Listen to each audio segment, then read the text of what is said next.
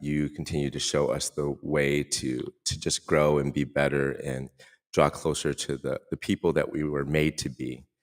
We ask that we keep our minds and our hearts open and feel that you are a loving and that you are a compassionate God and that you are there to guide us through the good and the bad. And we pray this all in Jesus' name.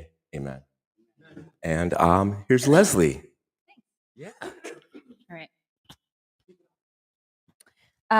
Just really quickly for people here in the room and online, on Zoom or whatever, online, we wanted to shout out about Pride Parade too. That's in June. So we're doing the prep work for that. And we would love for you to join us in the marching. It's a fun event. In Aurora, the Aurora Pride Parade, June 11th. You don't have to march. I'm from a marching band, so of course I march. The rest of y'all will be walking, I think. You can do whatever you want. You can bring your kids. You can, we'd love to have you. So it's super fun. We pass out a bunch of stuff, meet a ton of people. It's just a good time to be together. I'm so glad you're here, and I'm excited to do it. And also, since we have some new people, just a little bit about this situation and us. We do not have a pastor for a couple reasons. One, we don't have a pastor because we're flying the ship, the plane or the jet or whatever you say while we build it. And that was something that we looked at originally, like, we got to find a pastor. And then the more we started doing this, we were like, wait a minute, there's a lot of knowledge that we can just share among each other. And we do find some value in not having necessarily one person at the top who just gives information out freely, because that's kind of a new way to do this church vibe. Yeah. So I'm Leslie. I am not a pastor. I have no official degree in any of this, but I do spend a lot of time because it's something that I'm passionate about. So I do spend a ton of time listening and reading and talking and going to conferences, and I do a ton just on my own. So that's kind of how I came up with all of this talk tonight. So this is part of our Explore week. So we're looking at faith exploration, and tonight we're looking at reframing an oppressive God.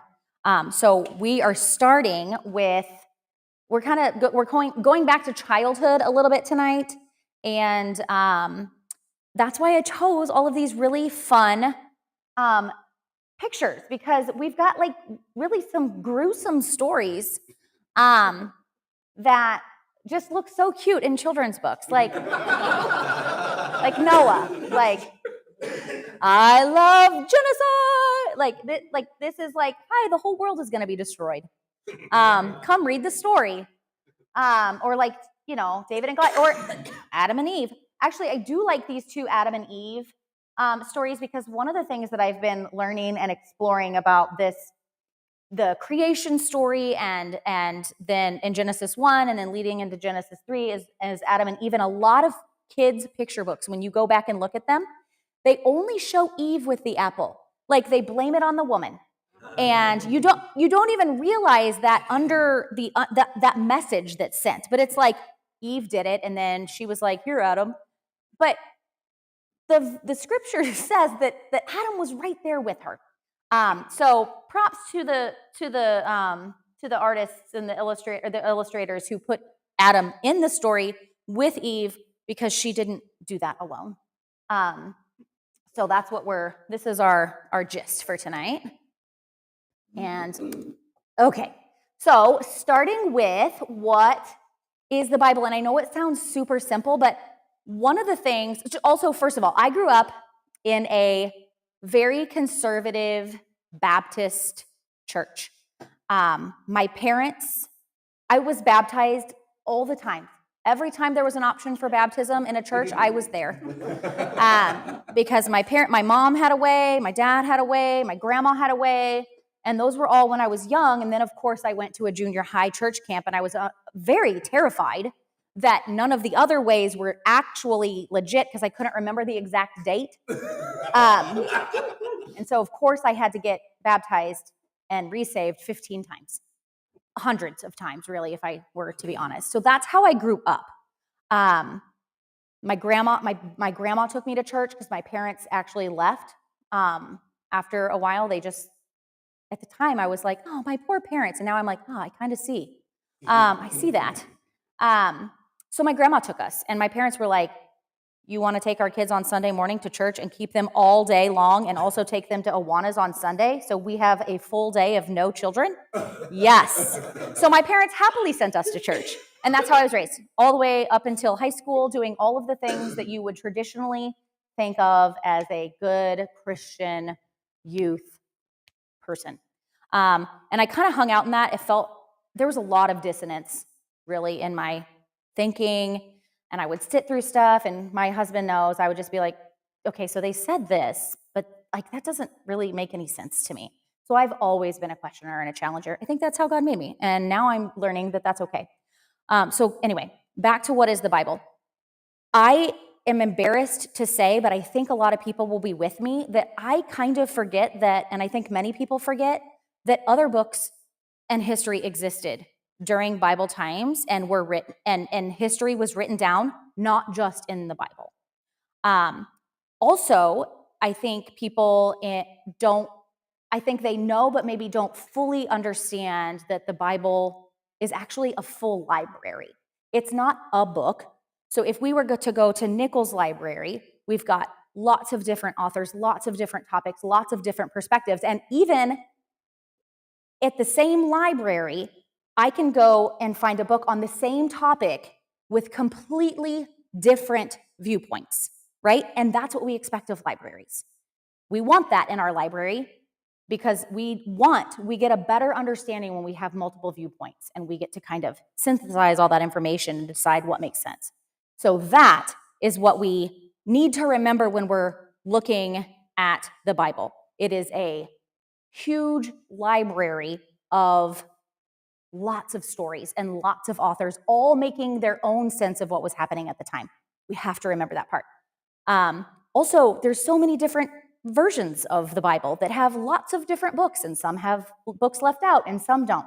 Again, we have to remember all of that when we're telling Bible stories to our children. I also have 4 children, so I am in this process of trying to retell things in a way that makes sense to them and help them have a faith that they don't have to deconstruct later, that they don't have to be like, that none of that makes sense. I need a huge break from all of that. So that's kind of what got me into just kind of looking at these children's stories a new way. And it helps with kids, but it also helps as an adult. So as we venture into the Bible stories, it's just important to remember that. Okay. So the test, I know lots of texts here, okay? So we're going to start over here. I think we're looking at Bible stories that you know. And if you don't know, well, you probably do, okay? Adam and Eve, we know the story. So I'm going to read it, and don't shout out the answers like we tell our kindergartners. You're going to keep it in your brain for a little bit, okay? There are lots of context clues you can use here, okay? So I give a lot of stuff away. So we're going to read through it once, and I want to see if you know what words go in there, okay? So don't shout them out, and then we'll do it at the end. So we're looking at Adam and Eve. Fill in the blank story here, okay? So Adam and Eve lived in in your head, where did they live? They could eat whatever they wanted there, except from there's something, right? Are you 2 for 2? Okay, I knew you would be. A blank tempted Adam and Eve, and she took a bite of what was it? Adam and Eve heard God calling them after that event, heard that God calling them, but they were embarrassed because what did they not do? Okay? God blanked, this is a past tense verb here, okay, Mad Lib style. God blanked Adam and Eve and sent them out of the garden. Okay? How do you think? Show me, we've got 6 up there. How many? Think you got 5? Feel good about 5 of them? Okay, so we're gonna go together here. So Adam and Eve lived in a what? Shout it out. They lived in a garden. A what? That's paradise. Paradise is a garden, though, right? I mean, I don't know. Not my gardens. My gardens look like weeds, but other people's gardens look like paradise, maybe. That's a whole other story. Whew, that's another discussion. Okay. They could eat, and now we're going to have lots of words here, but we're kind of going for the general vibe. They could eat whatever they wanted except from the what?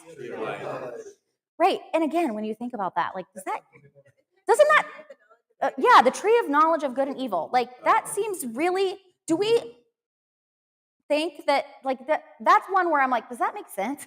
That God was like, you can do whatever you want except don't learn anything. I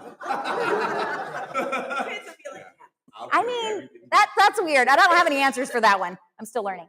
But yes, okay. A blank tempted Adam and Eve. A snake, a serpent, whatever. Harry Potter style. What, Danny? What'd you say, Danny? He who will not be named. Yes. Thank you. A snake tempted Adam and Eve, and she took a bite of the... It doesn't say apple, right? It just says fruit. It says fruit. Could have been a banana. We don't know. Danny. It's all... The picture is always an apple, but we also know the pictures lie, right? But it shows you how... Yeah. Exactly. It just shows you how much is embedded in our knowledge that we kind of just fill in on our own, and then we're like, this is the truth, right? Okay, Adam and Eve heard God calling them, but they were embarrassed because they didn't. They didn't have any clothes on. That's true. They realized they didn't have any clothes on. That's true. Okay. Okay, we'll come back to it. God blanked Adam and Eve and sent them out of the garden. Cursed, punished, banished. Right. They're gone. Be gone. One quick shout out as for moms and dads. I love the Adam and Eve story because these are like God's first kids, right? And they messed up. What a wonderful introduction to parenting, right? Just God's own children weren't awful listeners, and I love it. Makes me feel a lot better. Okay, we're coming back to that one. You guys mostly got them. Okay, you did a great job. This one, we'll look at in a little bit because we're kind of all talking about the same thing, but there's specific words I want to look at. Okay, Abraham and Isaac, another really terrible story that we tell our children. What? I know, it's up here. I told you there were context clues. Listen, you would be amazed at the amount of clues that I used to teach 4th and 5th grade. So I could have the answer this big and they would be like, I don't know. So way to go, guys. All right, Abraham and Sarah had a son named, keep it in your head. Sorry. I know. Yep, that's all right. I didn't remind you. One day, God decided to blank Abraham. What was he doing? He told Abraham to go to a faraway place to build that an is important. It tells you what the next letter is going to be a vowel. Yeah? Mm-hmm. To build an blank to sacrifice his only son. Right when Abraham was ready to sacrifice his son, he heard another clue talking to him. Yeah, you're right. The angel said, I'm going to give you a hint here because it kind of goes with number 5 on the other side. The prefix is dis, D-I-S. Because you dis blank. Wait, never mind. That's not what I mean. Nope, just kidding. It's not that word at all. Forgive me. As I tell my own children, that was the second time I've ever made a mistake. So I'm glad you were here for it. The angel said, it's not a negative thing. It's a good thing. Because you blanked God, you don't have to sacrifice your son. What a nice God. That is so generous. Then a blank appeared in the brush, and it was sacrificed instead of Isaac. Okay?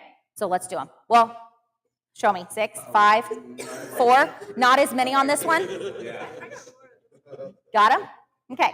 Abraham and Sarah had a son named Isaac. Of course they did. One day, God decided to test is what I was, right? It depends. This is, again, what comes to your mind is based on how you were told these stories. Okay. What were the other guesses? Test, appeared. Okay. One day, God decided to bless Abraham. Okay. He told Abraham to go to a faraway place to build an altar. Good. We all got that one, to sacrifice his only son. Right when Abraham was ready to sacrifice his son, he heard an angel talking to him. And the angel said, because you obeyed, yes, God, you don't have to sacrifice your son. Then a goat, ram, they're all the same things, right? They all make that meh sound. One of those meh. You know those kid books where you push the thing? I'm like, I listen intently. I'm like, what is the difference? I don't actually know. God. One of those things. Appeared in the brush, and it was sacrificed instead of Isaac. Okay, so the next slide has all of you. So you guys were raised in the same church circle I was, right? Yeah. Kind of? All right, we know the stories. Here's all the right answers. This same here, okay, because they didn't obey. God gave them command. It was really simple. They messed it up. Be gone. All right, so, okay, so this is what's important when we're looking at how we have historically and traditionally been looking at Bible verses and what we do with them now, and especially in this space now where we're like, wait a minute, I think there is some things that we were wrong about. And on one hand, for a long time, I just wanted to chuck the entire Bible out, right? This thing is garbage. This entire library, all of it. Just kidding. I mean, I wasn't kidding because I just didn't know. But then it's kind of nice through lots of study and learning and listening that I'm like, okay, if I frame it this way, it makes a lot more sense.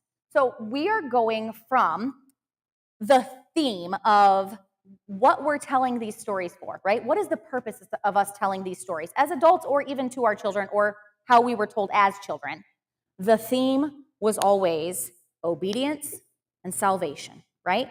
That's how you were a good Christian, a good child to your parents, to your any elder, whatever, if you obeyed, right? And then obviously the goal for everyone was this promise of salvation forever in this glorious place.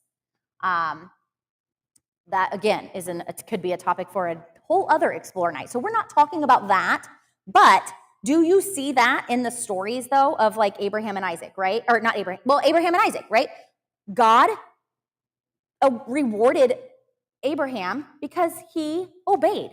And so we see salvation out of that obedience. We see Isaac's life saved because Abraham obeyed.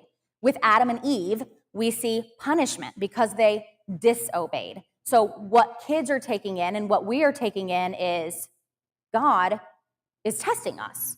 My relationship with God is testing.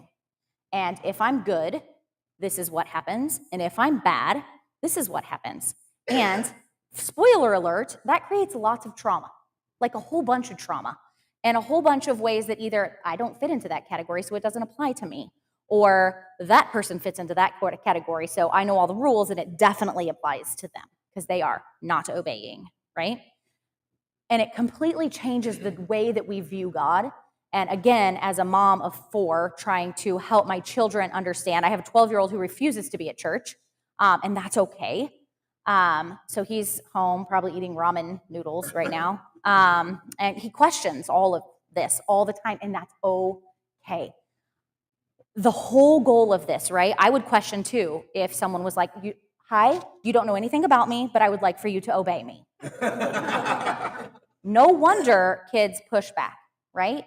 We've seen this now, especially I'm clearly a mom. That's all I'm talking about, parenting. But there's so many similarities between between our relationship with God and that role there, because I just like my kids won't listen to me if I don't have that relationship.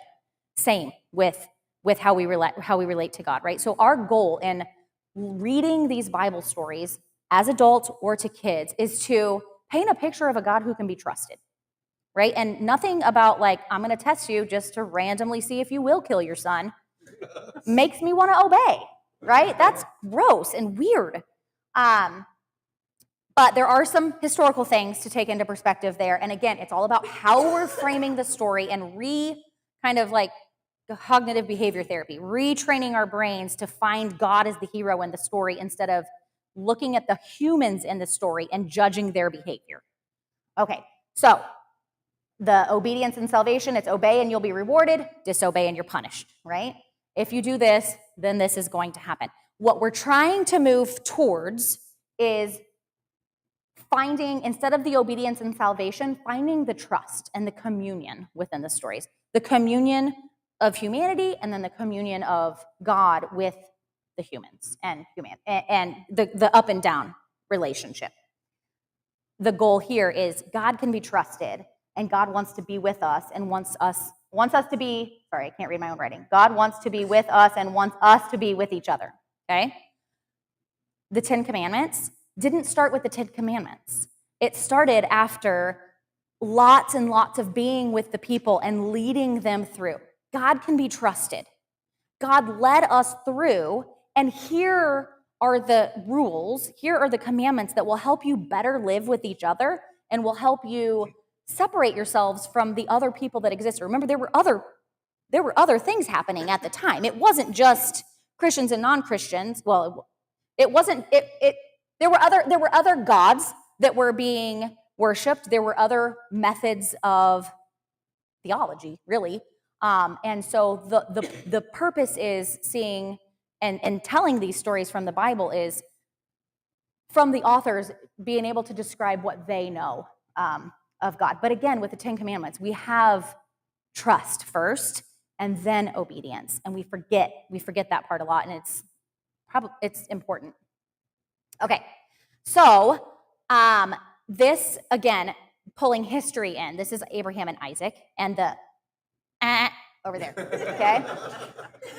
So one of the important parts here is oral tradition. These stories are going to be passed down over and over and over and over again. We also have, so two parts to think of, the oral tradition and then also the enactment. God often had prophets do something in order to understand the message or communicate the message to the people. So when we view it through this way, we want a story that is memorable and that can be passed down from multiple generations. Also important to know during this Abraham and Isaac story is that child sacrifice actually was a regular practice at that time. So again, we don't talk about that with our kids. Maybe we shouldn't be teaching kids about Abraham and Isaac when they're 5, right? We don't want to tell them that that was a very regular thing that was happening, because in the Yahweh God was very different than the other gods, the polytheistic, thank you, viewpoints, right? Those gods you had to appease because they were literally controlling everything about your life. So child sacrifice was a regular occurrence because you had to keep the gods happy. So when we think about how the Abraham and Isaac story is told, we have to keep that in perspective. Abraham likely understood that sacrifice is what the gods expected him to do. So when God says to Abraham, all right, Abraham, it's your time, man. I know I promised you this kid. You waited a really long time. Also, I recently learned that Isaac was 37. I mean, from what we can gather, okay? I pictured Isaac as like 12. Also, it was a 3-day journey, which is a long time for Isaac to be carrying all this stuff, right? Like, that conversation had to be awkward and weird. But again, instead of us viewing this story as God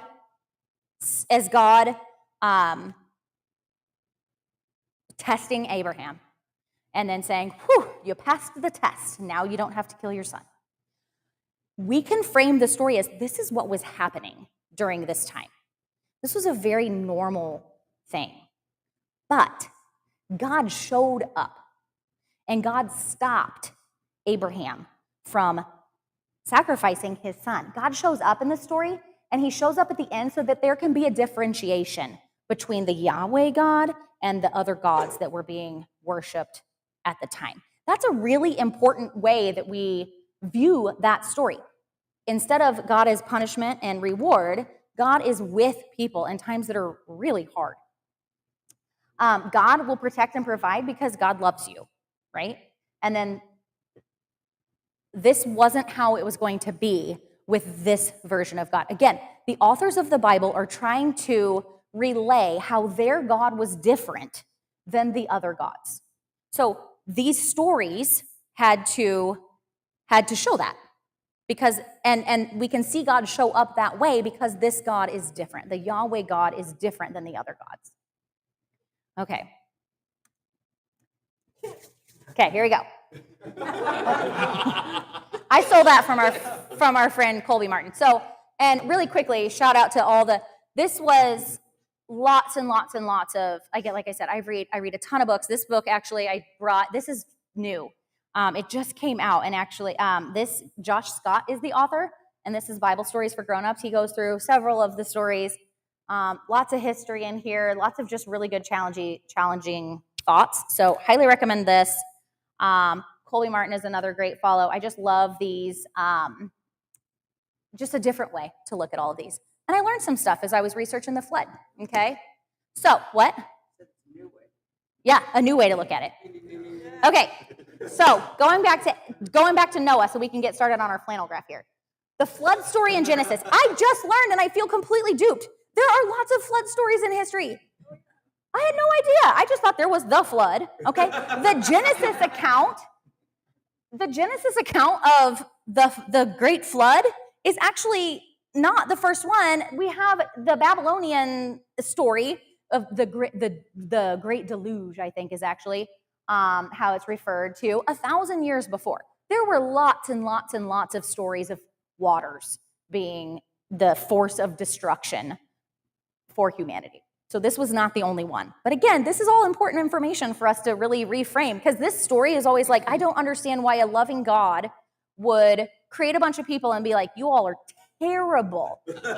Except Noah. Apparently Noah was nice, and so he was like, do this and you can be saved, but the rest of you are gone. Just all of you gone. That's not nice and loving, and not the God I know. So it's reconciling that is hard. It still is.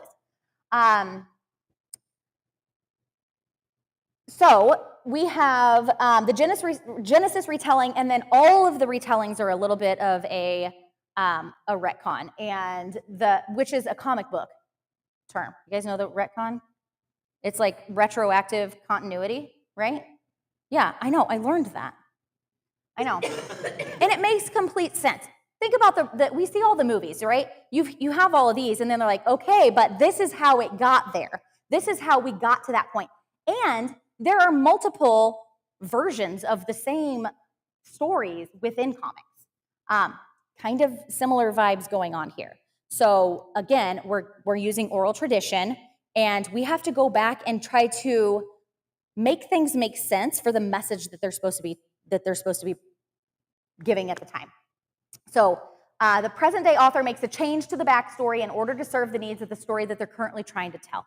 So the authors in Genesis are writing down, okay, this is what's important for us to know about how our God is different. These are the parts that are important. So when we go back, we want to tell this story because these stories up here are the humans were awful. The gods were just like, you all are terrible. I'm going to wipe you all clean. You better build a ship. And they have their stories of a dude building a boat. He drives the boat. And then at the end, the gods were like, wow, you did a great job driving that boat. You can have it. Even the stories talk about like how hungry the gods were after it all. So they came down because they could smell the food. Like those stories are kind of scary, but they're there and they're so similar. It's kind of interesting. So when we're telling the story through Genesis, we see a different picture of God. We see that there's One God who cares. Now, again, there's a lot of research that you can do here to look at why still would God destroy humanity, right? Things were not working. It was not paradise like it was supposed to be. At some point, we just have to scratch and start over. Again, I'm not going to get into all of that because I'm still learning that. So I welcome you to also look into that. But one of the cool parts here, down here, Noah and Ark, these words compared to the other stories are really important. First of all, the humans were the heroes always, right? And you wanted the mighty warrior was the one who was going to succeed.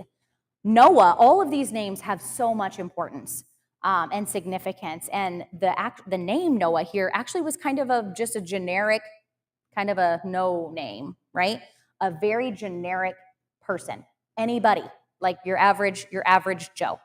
Ark is very different. Actually, the same word, I think it's tibah or something like that. The same word ark here is actually used when we're learning about Moses in the basket. It's the same word, right? Create this thing. Even talks about pitch on the inside and outside of them. And it creates a completely different story. Here, you better, from the gods, you better build this boat and you're going to steer it. And if you can blast through my storm, then you get to live. Compared to the Yahweh God, who's like, okay, I'm going to take care of you. Here's how you need to build this ark. And the ark, just like the vessel that held Moses, is just a care. God says, go in it, close it up, stay in there. I will take care of you instead of good luck out there, sailing your ship, okay? So again, this completely repaints the picture of how we're viewing God showing up and being a person who can be trusted and being with the people and for the people. Okay, so now is our flannel graph time. So we're just going to do a little practice here, okay? We told the story, but we're going to practice again. Oh, also, and the stories I could have done a whole bunch about Noah. The differences even within Bibles is so interesting about how, is there another slide here? I forgot. Okay. The differences, and we read the same stories. Like some versions have the animals in 2x2s. Others are, 7, or there was like 9 animals or 7 or something. Another one was, it rained for 40 days. We always say 40 days and 40 nights. Well, some say 7. Some are, thank you, Kat. Okay. So we're going to do this in 2 ways, right? We're going to do the original, and then we're going to do the other. Does anyone want to come up and do the very first retelling? I'll let you if you want. Anybody can. I can help you. So many. No, you don't have to. It's all right. Some people just want to get out of their seats, and I need to let that be an option. Okay. So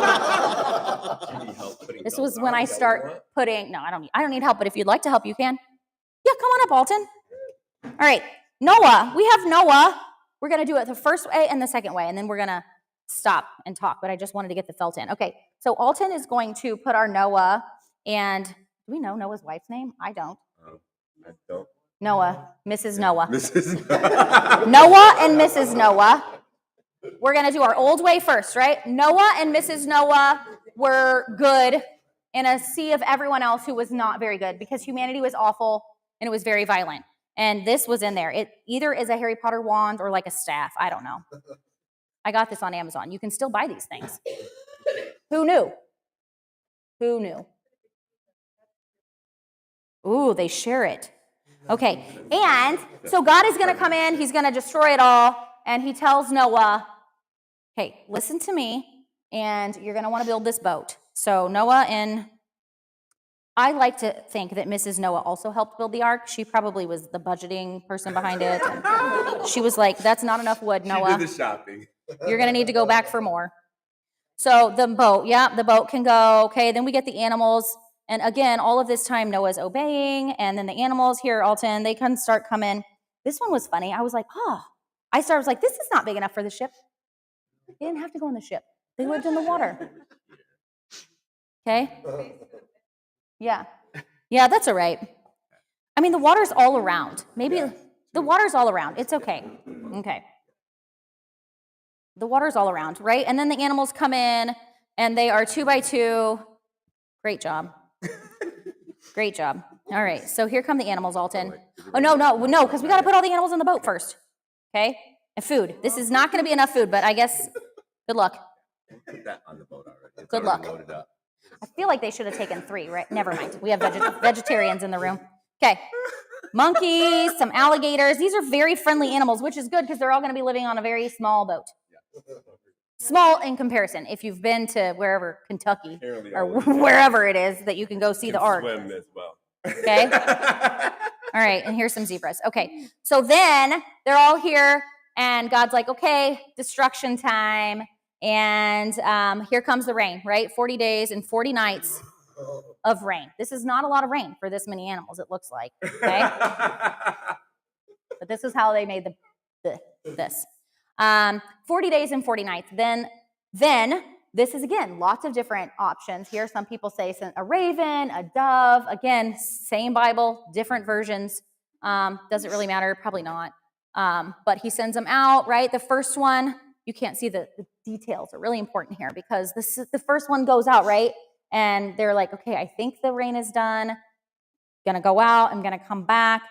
And, well, when it comes back, Noah's like, oh, there must have not been anywhere to land. Okay, so this birdie comes back to the boat. And then maybe he sent another one. I don't know. Oh, these are parrots. They were just clearly on the boat. There's 2 of them, so we know that. Okay. But this one comes back with the olive branch, which means there was dry land, and that is very significant. So here we have our olive branch. And I don't know. This is a raven. That's scary. Okay, he could just go on there somewhere. I don't know.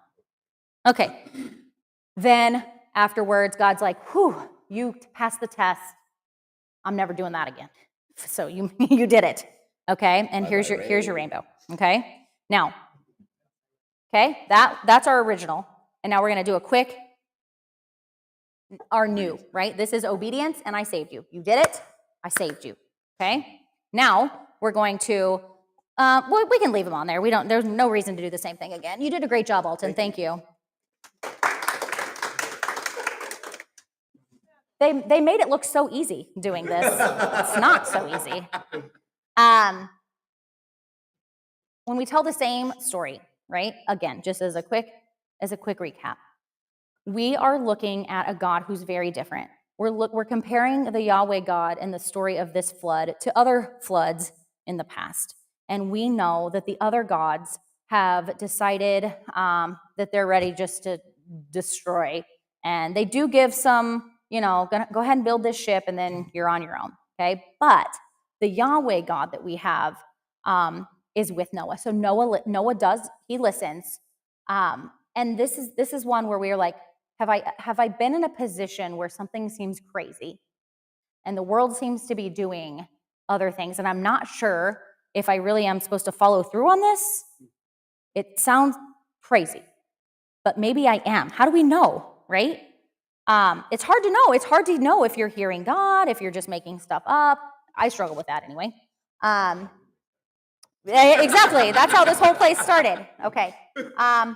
So we fill up the boat. Noah listens and he's like, okay, God, like, this is weird because it doesn't make sense here. But comparing it to the way the other gods were and how they were just, good luck, better steer that ship.